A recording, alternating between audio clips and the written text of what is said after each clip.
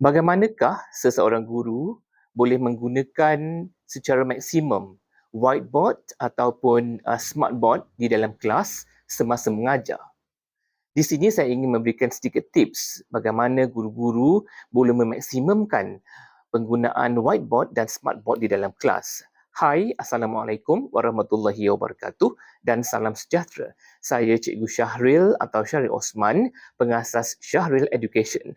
Saya seorang penulis yang telah menulis banyak 116 buah buku latihan bahasa Melayu untuk kegunaan para pelajar di sekolah-sekolah kebangsaan, di sekolah kerajaan dan sekolah-sekolah antarabangsa di seluruh Malaysia. Di sini saya ingin berkongsi kepada semua guru yang mungkin perlukan sedikit tips iaitu bagaimana kita boleh memaksimumkan penggunaan whiteboard ataupun smartboard di dalam kelas. Bukan semua nota ataupun latihan perlu ditulis oleh guru semasa mengajar di dalam kelas. Bukan semua nota, bukan semua latihan perlu ditulis pada whiteboard, pada papan putih ataupun smartboard semasa mengajar di dalam kelas. Guru-guru perlu bijak untuk menulis apakah intipati pelajaran yang sangat penting sahaja untuk dicatatkan, ditulis pada whiteboard atau smartboard.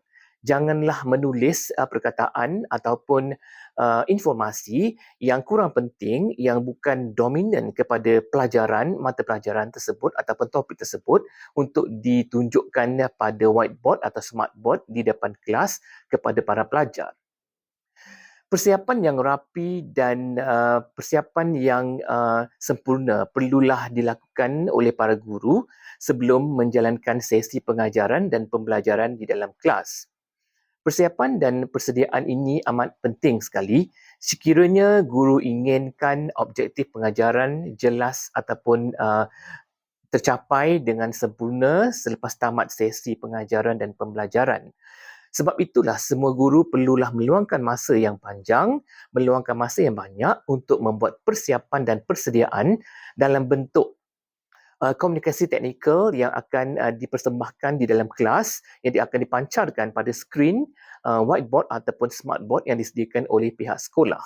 Apa yang ingin saya tekankan di sini ialah para guru mestilah sentiasa bijak untuk menentukan apakah intipati ataupun perkataan ataupun informasi yang penting sahaja perlu ditulis pada whiteboard ataupun smartboard.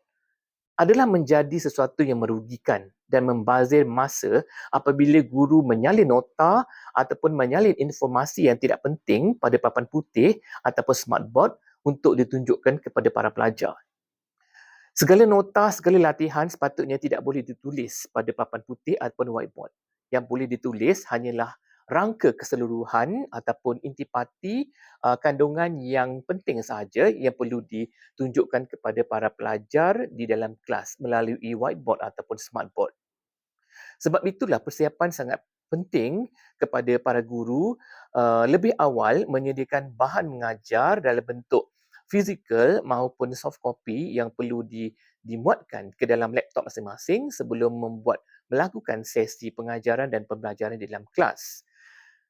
Amalan ini sepatutnya perlu dilakukan pada setiap hari oleh para guru dan sekiranya tidak mempunyai masa, guru sepatutnya boleh menggunakan masa-masa terluang sama ada di sekolah maupun di rumah untuk menyediakan seberapa banyak modul yang padat untuk dipersembahkan kepada para pelajar semasa sesi mengajar di dalam kelas. Sekiranya para guru tidak membuat persiapan dan persediaan ini, maka pengajaran pada hari itu biasanya tidak akan mencapai matlamat objektif yang jelas. Sebab itulah semua guru mesti membuat persiapan yang lebih awal untuk membuat persiapan persediaan dalam bentuk soft copy ataupun perlu dimuatkan di dalam laptop masing-masing sebelum memulakan sesi pengajaran dan pembelajaran. Perlu diingatkan di sini ya, seseorang guru apa mata pelajaran subjek sekalipun yang diajar pastinya mempunyai para pelajar daripada pelbagai tahap dan kepelbagaian tahap para pelajar ini, kelas-kelas yang berbeza ini pastinya mempunyai kandungan pelajaran yang berbeza-beza.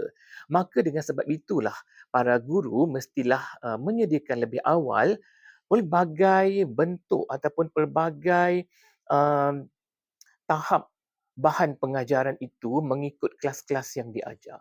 Sudah pasti untuk menyediakan persiapan seperti ini memerlukan masa yang panjang. Jadi saya harap kepada semua para guru dapat membuat persiapan yang rapi dan elakkan daripada menulis nota pada whiteboard yang tidak penting. Jadikan amalan ini sebagai satu amalan yang mesti dilakukan pada setiap hari kerana tahun-tahun yang akan datang sudah pastinya guru tersebut dapat merasakan dirinya semakin menjadi lebih baik dari semasa ke semasa dari segi kualiti pengajaran dan pembelajaran di dalam kelas. Saya rasa itu sahaja perkongsian daripada saya buat kali ini dan sila ikuti video-video saya yang lalu dan video-video saya yang akan datang untuk mengetahui lebih lanjut lagi tentang tips pengajaran dan pembelajaran yang berkesan di dalam kelas. Sekian itu sahaja daripada saya, Syahril Osman, pengasas Syahril Education. Assalamualaikum warahmatullahi wabarakatuh.